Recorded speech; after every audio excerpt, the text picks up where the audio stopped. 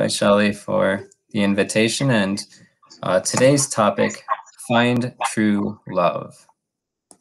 So it's kind of an interesting question because we're presented with these different concepts of love all around us, where it's shown on billboards and TV and videos in our everyday interactions. People talk about it, people sing about it. But how many of us can honestly say that we experience what may be considered true love in our lives? And part of the answer to that question really depends on which angle you're looking at. So like it's claimed to be the best thing in the world, the thing that we all strive for, that feeling of I'm giving love and at the same time I'm receiving love. It's a very powerful experience, so we're told. And it's something that money can't buy. It can't be forced no matter how hard we try. Like, I just remember when I was, this is a really silly example, but when I was in middle school, a good friend of mine had this dog. And for some reason, I just had this mission that this dog is gonna like me. And so I would always, whenever I'd go to my friend's house, I'd pet the dog and try to play with the dog. And the dog never was like, meh. And so I was just feeling frustrated in that attempt. I'm like, why won't this dog like me? And, just a silly example, but just the how there's that innate tendency, even amongst, let's say, me and other species or people, even with things.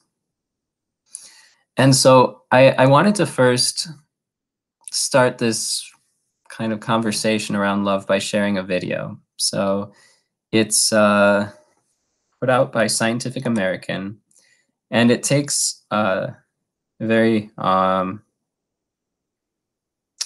don't know how to say, a very dry, kind of kills the romance of love approach to their perspective of love. So I just wanted to start the conversation off there. So I'm going to go ahead and share my screen and audio by Scientific American. And you can see my screen?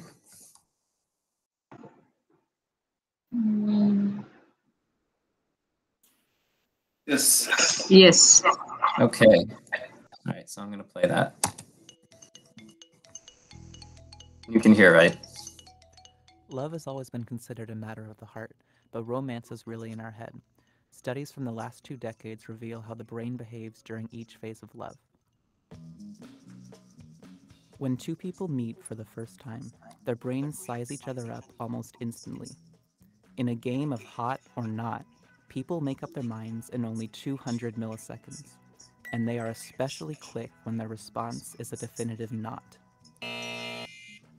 Your very first impression has a lot to do with appearance. People from many different cultures like symmetrical faces, probably because symmetry reflects good health and desirable genes. We are also attracted to people who share our physical traits, sometimes disturbingly so. One study photoshopped people's faces into members of the opposite gender. Not only did most people fail to recognize the altered photo of themselves, they also gave that photo their highest rating. Voice is important too. Women usually like voices that belong to men with attractive bodies, masculine faces, broad shoulders, and narrow waists. Men tend to favor voices attached to women with narrow waists, broad hips, and youthful features. The way someone smells changes how we feel about them as well. In a Swiss study, female college students sniffed t-shirts that male college students had slept in for 2 nights. Who wants to be a part of that study? Most women preferred the scent of t-shirts worn by men whose immune systems were different from their own. The idea is that their children would have more ways to fight off diseases.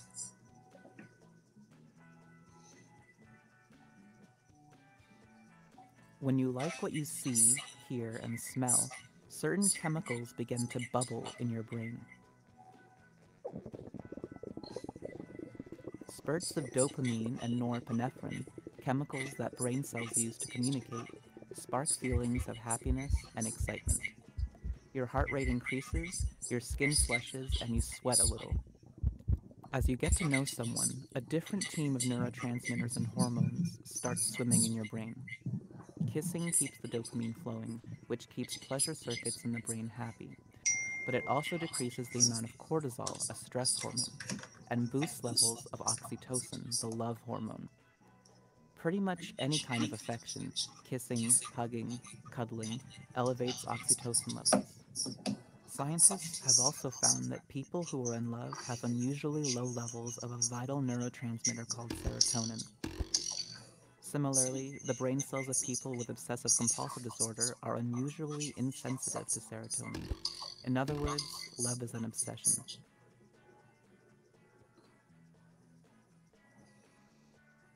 When someone is dumped, that obsession often intensifies. Involuntary memories of lost love overwhelm the rejected party's brain. The breakup becomes a puzzle that must be solved. Some scientists call this state frustration attraction. Romantic rejection keeps serotonin levels low, which fuels the obsession, and stimulates production of dopamine, intensifying the passion. Romantic rejection is also stressful, buoying levels of the stress hormone norepinephrine, and it's painful. In fact, as far as your brain is concerned, physical pain and the pain of social rejection are the same thing, activating the same areas of the brain. Love hurts as much as any physical wound. Eventually, the dumped person's brain accepts that it won't get the love it craves like a drug. Levels of dopamine and serotonin normalize. The next time you feel the flutters of first love or the sting of rejection, remember that much of the way you feel is explained by transient chemical changes in the brain. And those same changes are happening in billions of brains around the world, right now, just as they have for millions of years.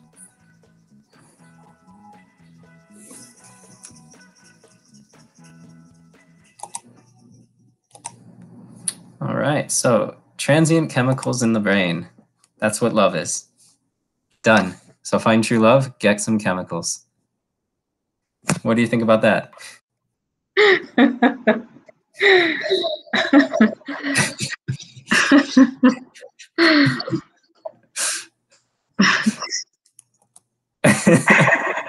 I never heard this.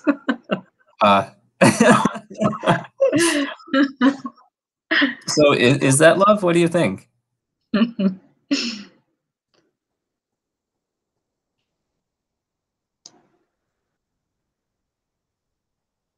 Okay, I don't know what happens in brain and all, definitely.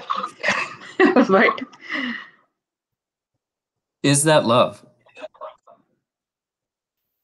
no. No. Why?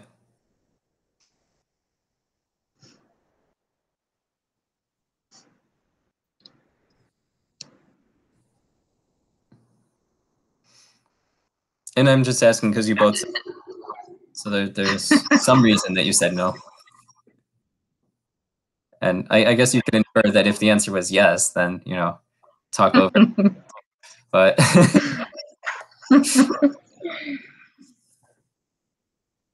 but why? Why is that not love?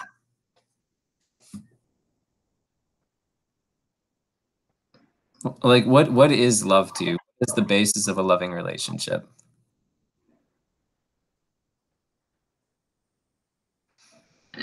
Okay, for me, like in my life, I can see like mother's love.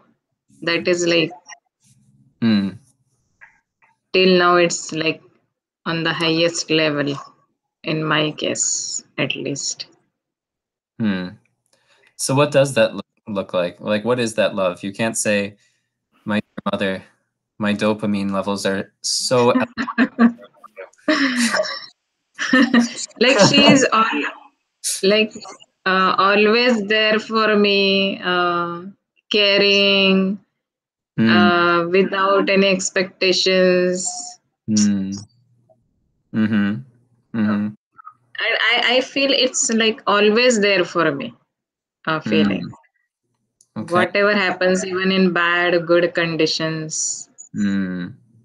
So, So an element of unconditional, not just like yeah. it's like something good can come out of it by us mingling, but it's a little bit of unconditional is what you're expressing, or that's what I'm hearing. Yeah. Yes. And Vedant, it sounded like you wanted to say something too. What are your words of wisdom on love? It's kind of same. Like love means like to give something, to give without expectation in return. Okay. So what does the beginning of a relationship look like? And it doesn't have to be a romantic relationship. It could be a friend. It could be our parents or mentors or whomever we interact with in life, that we have a relationship we would classify as at least closer. Like, how does that begin? If it's the idea I want to give something without expectation, because I can go to lots of people and give without expectation, is that going to result in finding true love?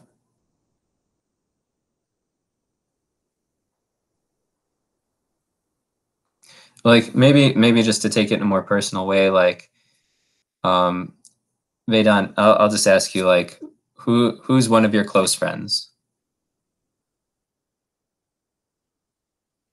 I have one friend, like he's in India. Mhm. Achut. Okay. And how did you first become friends? Did you go up to him and say, I want to selflessly serve you? No, there were some interactions. Then gradually, I don't know. It like gradually, I don't know how to explain. Hmm. Maybe some common interest. Yeah, Maybe there was some kind of like one of those 2 + 2 = 5 situations, where, individually you can do something, but together you can do something greater, or whatever it might be. And so one way to frame it is there's an initial aspect or element of attraction.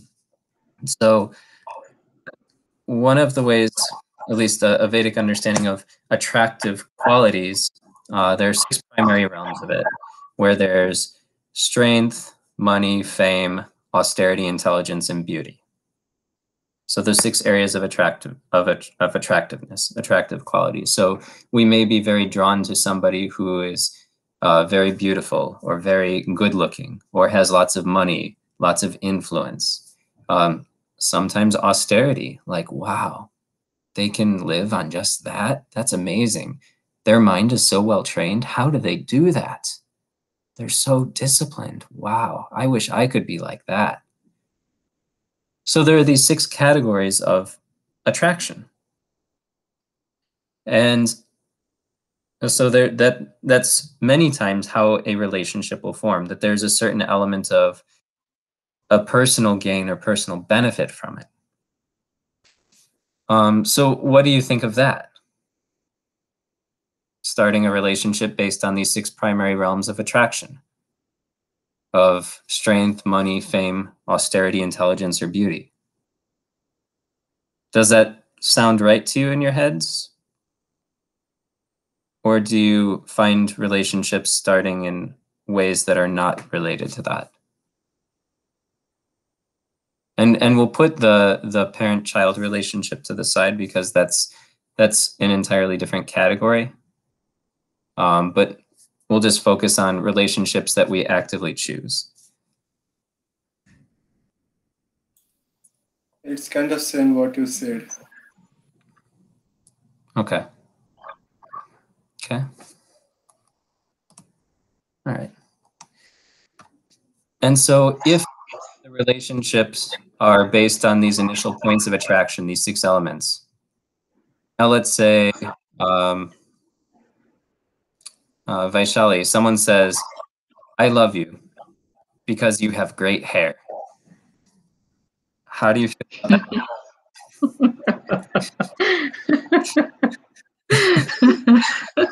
Like, oh, don't you want to know about me? No, your hair is so amazing.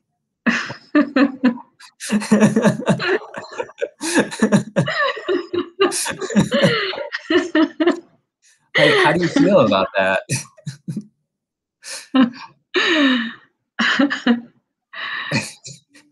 I don't know, but okay, if anyone says anything like I love you, I think I will feel good, of course, but not like because it's if it really means, of course, but I don't think okay, here is the I'm giving a silly example, but yeah, you can yeah. extrapolate that into so many things. Like, you know, someone may say, "I love you. You're so beautiful. I love you. Mm. You're so smart. I love you. You're, you know, you're so successful." Mm-hmm. You know, I was just saying the great hair to be a little light and Yeah, silly yeah. about that, but I But mean, there might it's a be a bit of, nice feeling to hear, but like, it will not last longer. I have seen this. Like people will like you for a short period, and then like it just vanishes somehow. yeah, maybe you'll shave your hair. Maybe, or, you know, get a haircut that this person doesn't like. Cut your hair. Or people's money goes away. People's strength goes away. Arnold Schwarzenegger, you know, he's Yeah, not. like yeah, when they know all aspects of us, then it's like I don't know. It's not like fully acceptance always. Partial or conditional acceptance. That's a really nice point. Yeah. Okay. We've talked about some of the challenges of relationships based on these six primary areas of attraction of strength, money, fame, austerity, intelligence, beauty, because they're temporary. They're also very relative. Somebody could come from a very poor place and be infatuated with the only person in the area that has air conditioning because they're relatively affluent. But then that relatively affluent person next to, let's say, somebody in a more wealthier cosmopolitan area, what is it? It's nothing. And so suddenly that infatuation, that what we construe as love, vanishes. So the question becomes like, okay, was this person in love with the person or the air conditioning? And that kind of opens up the question of, if the basis of love is not on any of these conditional things, like if we are saying that's not love, it's conditional, this other thing is not love, it's conditional, then what is love? So that's where this concept of, because the topic of this discussion is find true love. So we've explored kind of what a general conception of what love may be. And now we're going to move into true love. So one of the interesting things about the phrase true love is there's the concept of love and then true love. And true implies that there's something different than what most of us call love. That, okay, that's like saying that if I take a bite of an apple and the apple is rotten, it's a bad apple. And then I take another apple that's also bad, it's rotten. But I still know that in recognizing that that's a bad apple, I know for sure that there is the existence of a good apple. Otherwise, that would just be apple. It wouldn't be bad apple. So similarly, true love is implicit that there is something beyond this, what we've talked about, these conditional things, these superficial attractions that just leave us hanging and dissatisfied. So if it's not conditional love, then it's something else beyond conditional. And there's also a distinction between that true love and the casual love. I really love ice cream. Like, you know, we'll just explore that more casual version of love, lightly tangential. And so the interesting thing is, like, if we say, I don't want to be loved because of looking a certain way or having a certain position in life or having a certain set of thoughts, because intelligence can go away. Let's say I'm the most intelligent person in the world. I could get a stroke that leaves part of my brain incapacitated. Where's my intelligence? All these things are fleeting. Even if if they don't go away, they still degrade. Beauty fades, money fades. It's not something permanent. And there becomes a fear in our pursuit of love, because these externals are an easy way to attract people and an relatively easy thing to hold on to in our pursuit of not just being loved, but also giving love. Then there's an element of fear. We become afraid. Instead of learning to love and be loved, we just become afraid, chasing after somebody that will give us attention and trying to fill that hankering, that what we're seeking after. And so going back to that example of these conditional loves, and we're saying that that's not really love, that true love is, I want to be loved for who I am.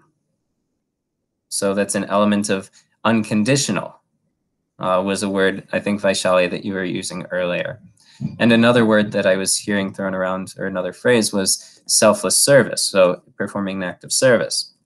So if I want to say, love me for who I am, don't just love my fill in the blank of whatever might be there superficially, it brings about an interesting question. So a couple of weeks ago, we talked about who am I?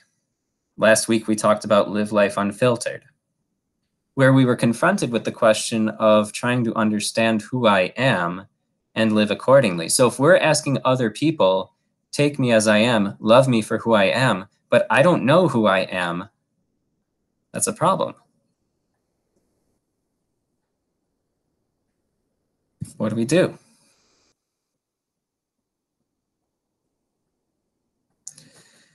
So it becomes an important search, not primarily externally, but internally, to understand what is true love. Why do we need to find true love?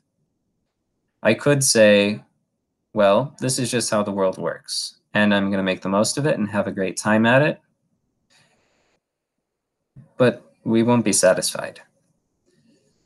Love is inherent to the soul, the true identity of who I am, who you are.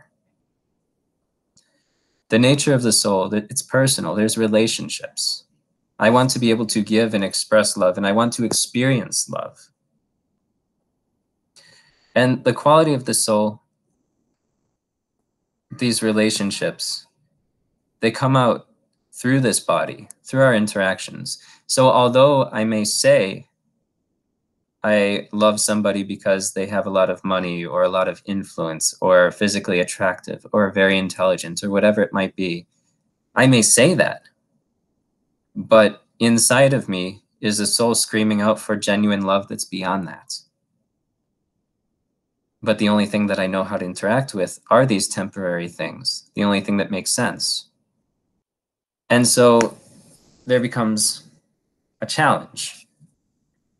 There's a gap between what I, as true identity soul, wants to experience and to offer in terms of love versus what my mind, what my senses want to enjoy, and what they call love. And I'm calling it they because that's not who I am. So there are a considerable number of challenges into finding and understanding true love. Now, a question, if somebody casts a spell, and I'm just being a little, again, silly about this, or gives a love potion, or tricks, or hypnotizes, or whatever it might be, or manipulates someone into being seen in a certain way, is that love?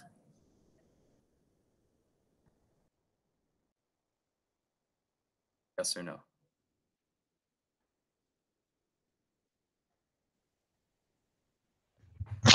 No. No. Sorry for joining No? in late. Yeah. Oh, nice to see you, Shivi.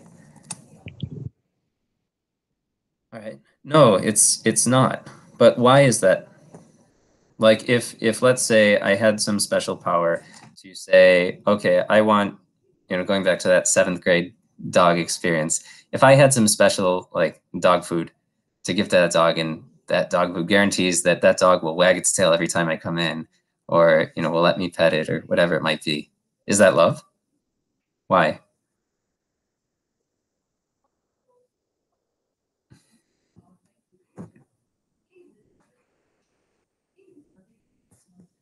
Love cannot be forced. Okay, it can't be forced. That's an interesting point. Yeah, it has to be given freely. Like it's not something that can be manipulated. Like just one example that's given, like even when we talk about the idea of free will versus our relationship with God, and someone may ask the question, why doesn't God just help us to love him?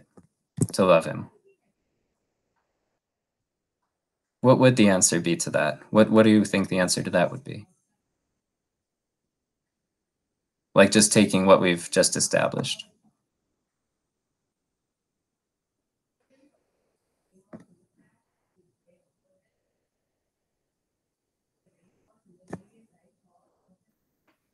Then that can be a love, because it's like God is forcing us on.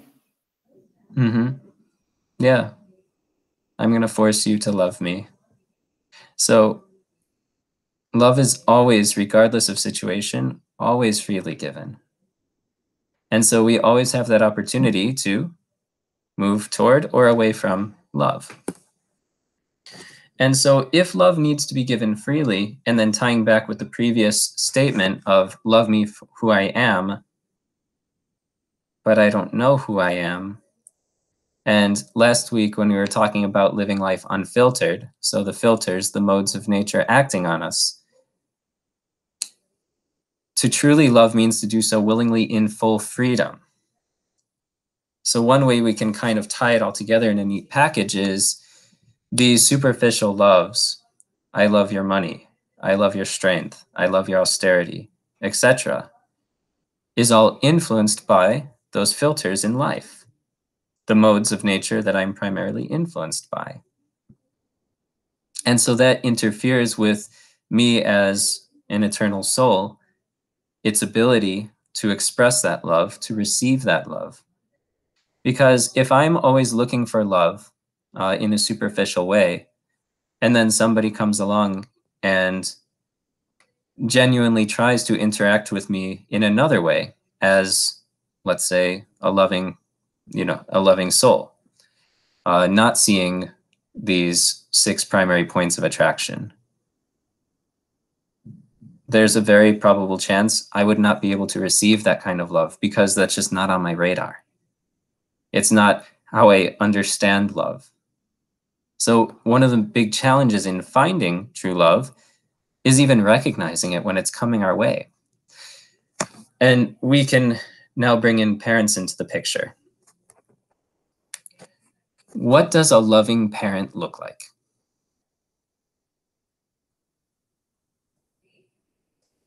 It's strict. Strict, okay. Yeah, it's not all smiles and hugs and it's okay, right? You know, there's a really nice story that's just coming to mind when you were talking, when the first word you chose was strict. And it's interesting that's the first word you chose.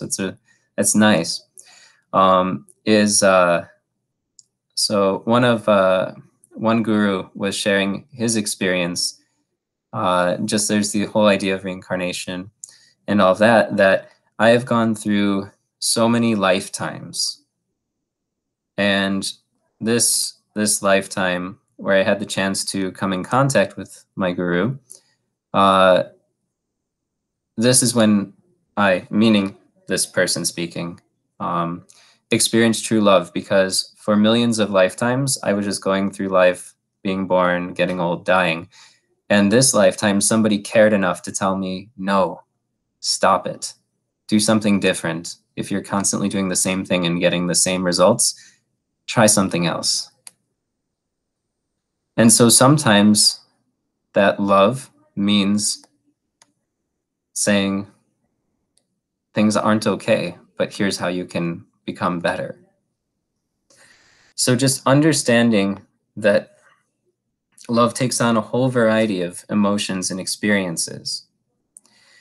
And just going back then to the idea of removing these filters and acting according to my identity. So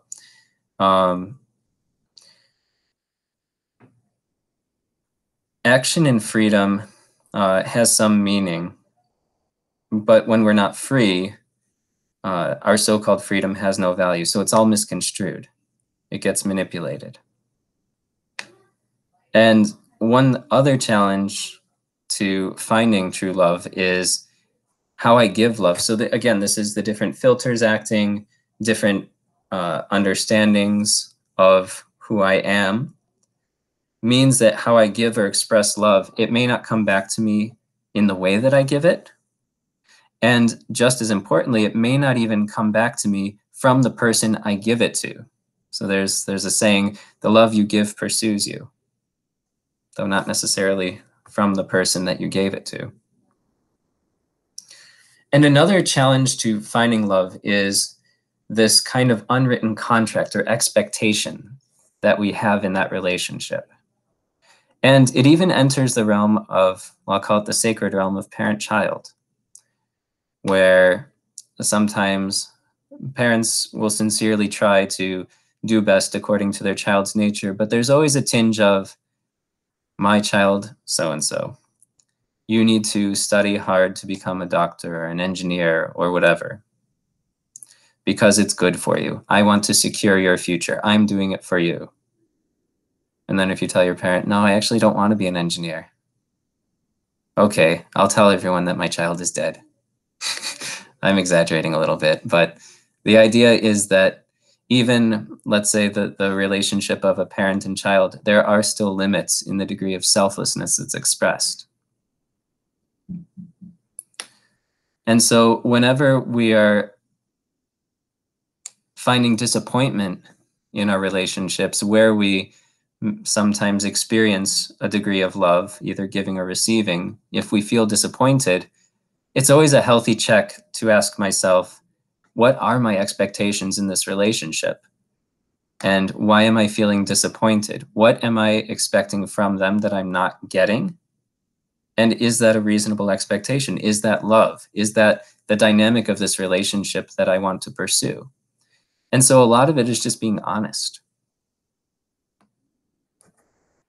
So with all these challenges to find true love, how do we find it? Well, let's think about our expressions of love. So there's a difference between love and expressions of love. Love is more the feeling or emotional connection, and expression is the practical manifestation of that feeling. So let's think about a parent. How do we express love to a parent?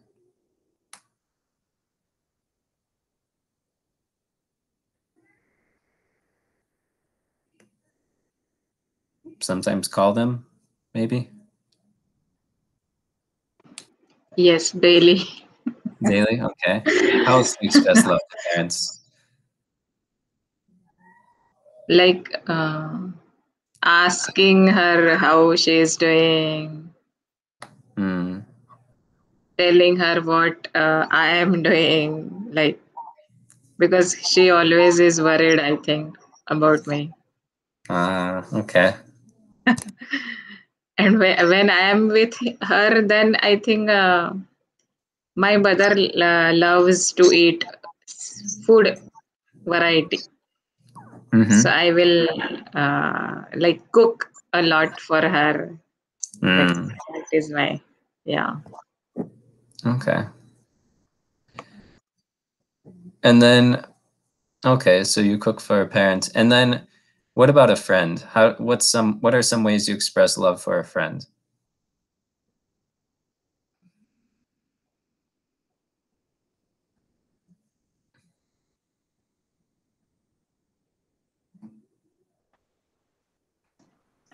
Like almost same, like call them regularly, asking them how they are doing, right? And giving them that comfortable zone that they can reach me whenever they need me. Mm-hmm. Yeah. So there's an element of extending yourself as well. So Yeah. Okay. So some element of care, some element of extending yourself, making yourself available. And I'm guessing when you tell your friends to call me if they need you, then if they actually do call you when they need you, you say yes? Yes, definitely. Okay. I have very few close friends, but like, okay, I am there for like okay, I can do that. Yeah. Yeah, I've if we can say confidently that we have even one or two really close, genuine friends in this world, then we're very lucky. So Yeah, true. And let's think, how many of us on the call have had pets, either growing up or currently?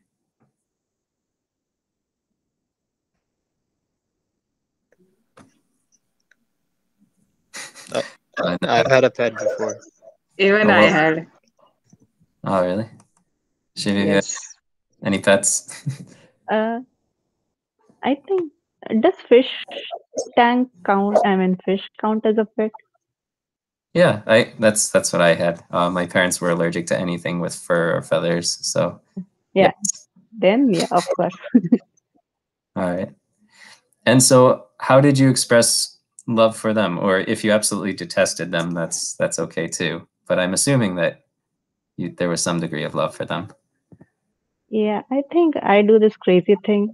First thing in the morning, I mean, I just go near the tank and I just start, clicking on that. And it's just a crazy thing. I just start chatting with them. I mean, that is what at least thing I can do. Okay, so an element of a relationship with them. Like they won't talk, but it's still that feeling of a connection, that expression of love for the fish, right? Or at least that's how I'm understand. Yeah. Okay. So yeah, there's so when we were talking about parents, when we were talking about friends, when we were talking about pets and just the expressions of love, what are some common elements here?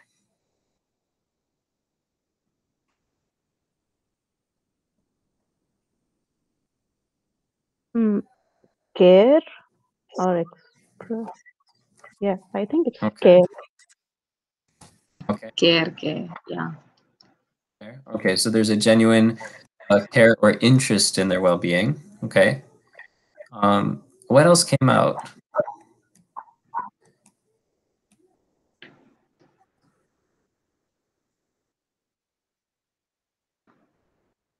Expressing, I mean, yeah, expressing yourself to them, meaning for any action that you're taking, like calling up or, being there for them, that sort of thing. Okay, so express like certain expressions or being there, doing stuff for them. I was also hearing by Shelley, you were cooking. Yeah. And okay, so some degree of like doing or being there. And then like going back to then just anyone with the pets. Like there's a certain amount of another aspect of love that we touched on earlier is there's a selflessness to it, where like in taking care of the fish, there's really nothing tangible that you're getting out of that. Or I also had some frogs, like I would just stare at them in the glass and be fascinated by them. But it's not like they would ever reciprocate with that relationship. And there was really no personal benefit to taking care of them or extending that kind of service to them. And just these other examples. So I have that list that put together a list then that there's care, there's a certain degree of expressing myself or expressing that affection, being there, doing stuff for them, and a certain degree of selflessness as well. And that selfless aspect and that doing things are really at the heart of love, true love.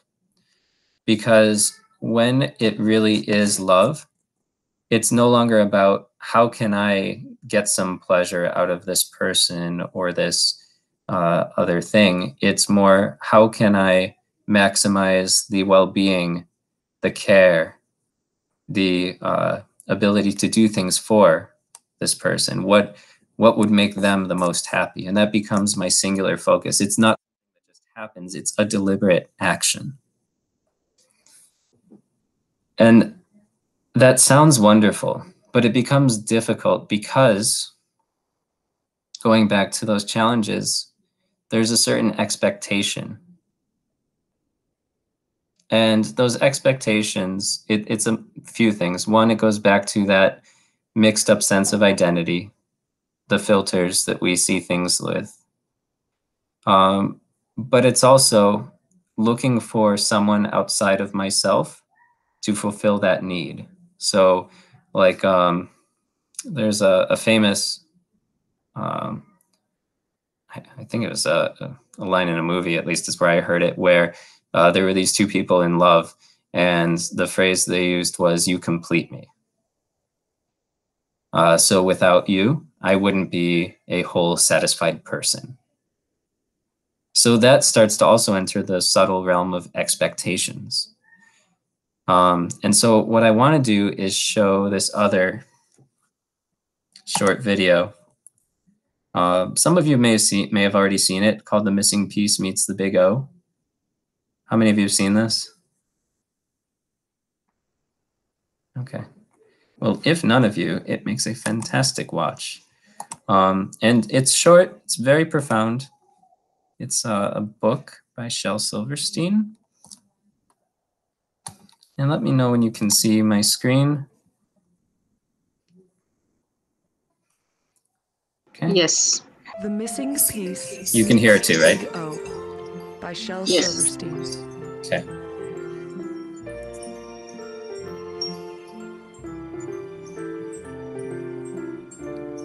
The missing piece sat alone, waiting for someone to come along and take it somewhere.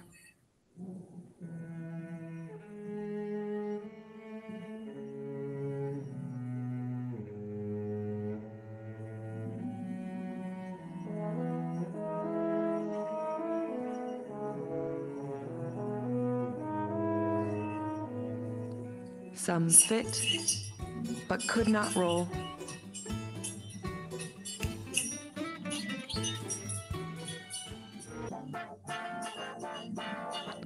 Others could roll, but did not fit. One didn't know a thing about fitting.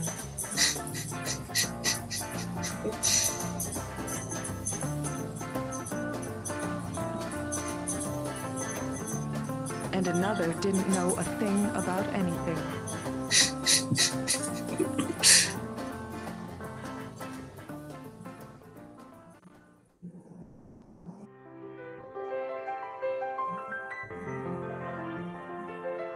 One was too delicate. One put it on a pedestal and left it there.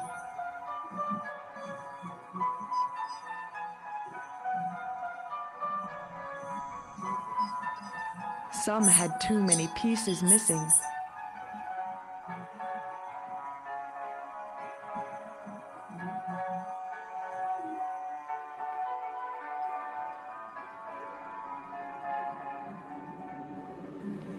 It learned to hide from the hungry ones.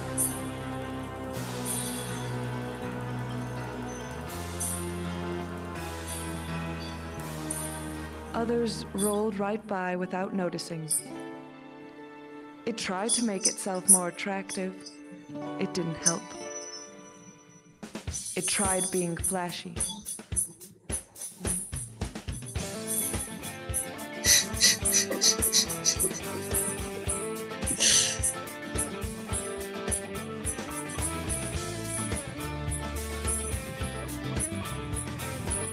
But that just frightened away the shy ones.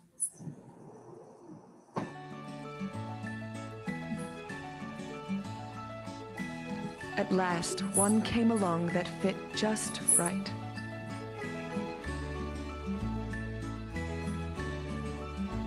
But all of a sudden, the missing piece began to grow and grow. I didn't know you were going to grow. I didn't know it either, said the missing piece. I'm looking for my missing piece, one that won't increase. And then one day, one came along who looked different. What do you want of me? Asked the missing piece. Nothing. What do you need from me? Nothing. Who are you? I am the Big O, said the Big O. I think you are the one I have been waiting for. Maybe I am your missing piece. But I am not missing a piece. There is no place you would fit. That is too bad. I was hoping that perhaps I could roll with you. You cannot roll with me, but perhaps you can roll by yourself. By myself? A missing piece cannot roll by itself. Have you ever tried? But I have sharp corners. I am not shaped for rolling. Corners wear off, and shapes change. Anyhow, I must say goodbye. Perhaps we will meet again. And away it rolled. The missing piece was alone again. For a long time, it just sat there. Then, slowly, it lifted itself up on one end and flopped over. Then lift, pull, flop. It began to move forward, and soon its edges began to wear off. Lift, pull, flop, lift, pull, flop. And its shape began to change. And then it was bumping instead of flopping. And then it was bouncing instead of bumping. And then it was rolling instead of bouncing. And it didn't know where, and it didn't care. It was rolling.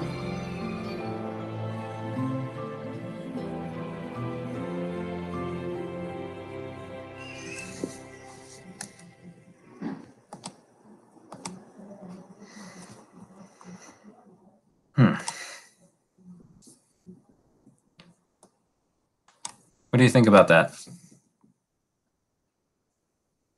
Was it like more, that video was more about self-growth?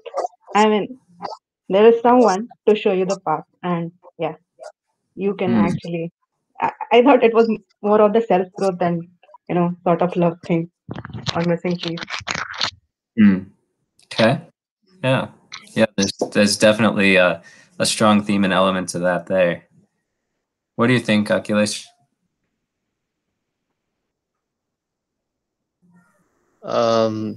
I think it was about like, yeah, just overcoming your given, your overcoming your given limitations and accepting it or something. Okay. Yeah, yeah. I mean, both are fantastic points, because if there is not that element of self-love, then there's automatically an expectation that whomever I have a loving relationship with or try to have a loving relationship with, I'll expect them to fulfill that need. Either there's something about myself that I'm not comfortable with, like, I get this idea that to engage or interact with certain kinds of people, I need to present myself in a certain way, a way that may not actually be how I identify myself or how I'm comfortable being. And so if I'm, let's say, going around trying to establish relationships with that missing piece, so there's that degree of not having a sense of self-acceptance, then that relationship that's founded on trying to present a certain image of myself is really a relationship based on half-truths. So how can you say that that's love?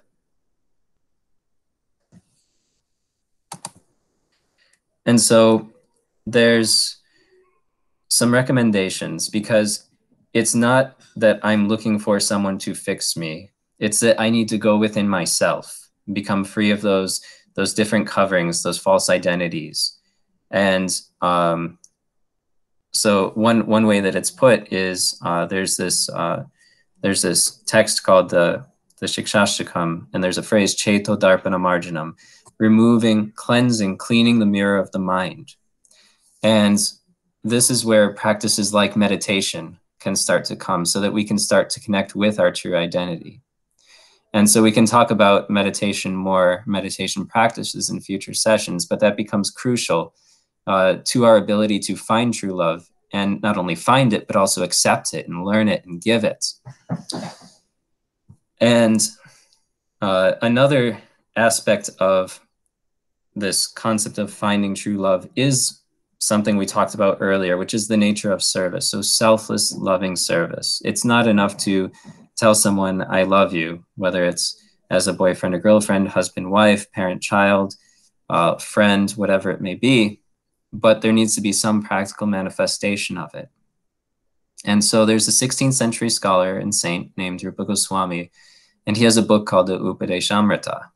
And he describes 6 primary loving exchanges, which are the giving and receiving of food. So Vaishali, I think that one really resonated with what you were talking about earlier.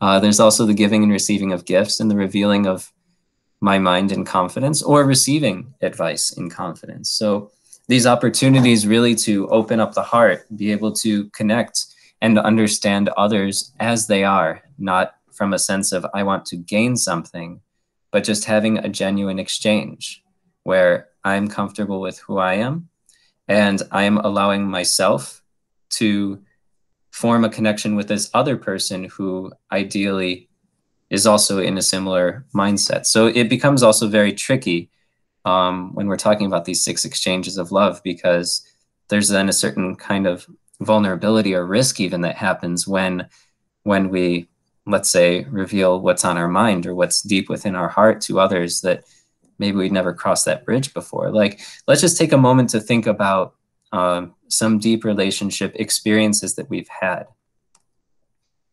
And just consider, did we ever have a time where there was something very difficult to say to somebody, but we said it? Like we took the leap of faith, the plunge, and just said it anyways? Do we have that experience?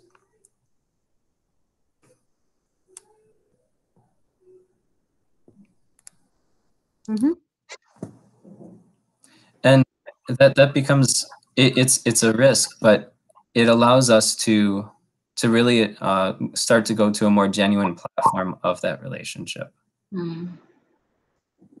Because just these superficial elements, base a relationship on superficial elements, or trying to fulfill something that I'm not so satisfied or comfortable with in myself, it's temporary. And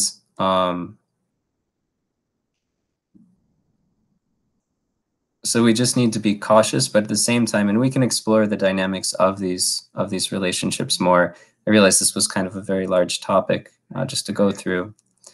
There was also something related to just recognizing, like, when I make myself vulnerable, expose myself in that way, in finding true love, that the beloved may be reciprocating in ways that we don't understand in a very sincere way.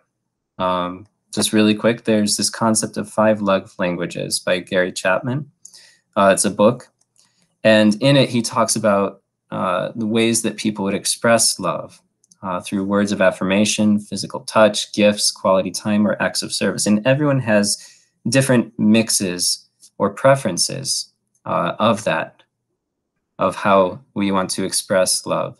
So part of finding true love is being comfortable with who I am as a person, learning to accept it. And again, that involves going deeper through processes of meditation, journaling, reflection, just starting to understand what is the foundation of my relationships today, and is that really where I want it to be? And really unlocking that love that exists in all of us. And so if I don't feel like I'm receiving enough, it may be that I'm not giving enough.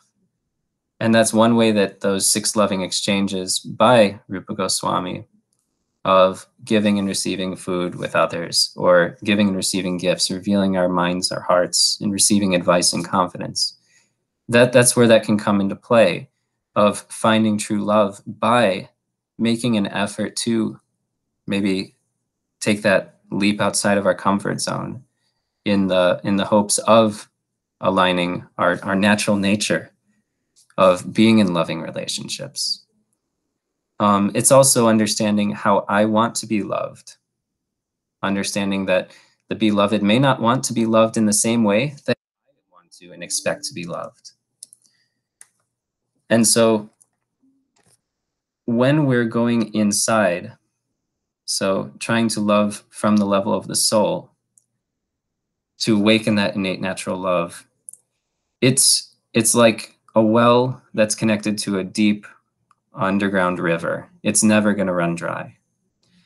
But if we try to establish something that's independent of that deeper innate, that love that's inside us, and it's superficial, it's like a well that's atop a very tiny pool. It's going to run dry very fast.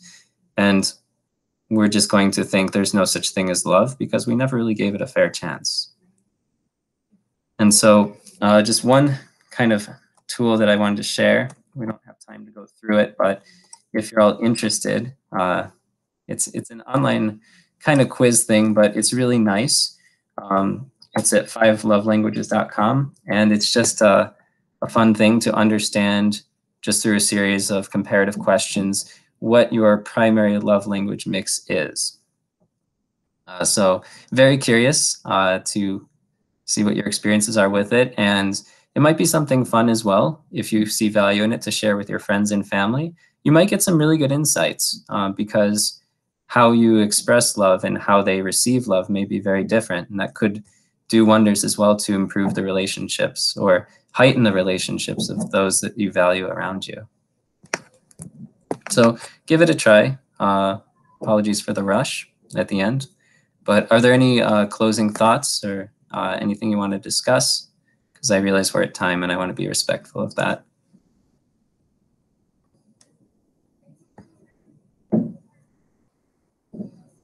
I just want to welcome Yogesh. He joined late. Oh, hi Yogesh. All right. Yes, thank you all so much for joining, taking time out of your busy schedules, especially as students. I just remember that's a very precious time. And so I am grateful to you all for coming and for sharing, for your contributions to this, and looking forward to speaking with you all soon again next week. Hare Krishna. Thank you. Okay. Hare Krishna.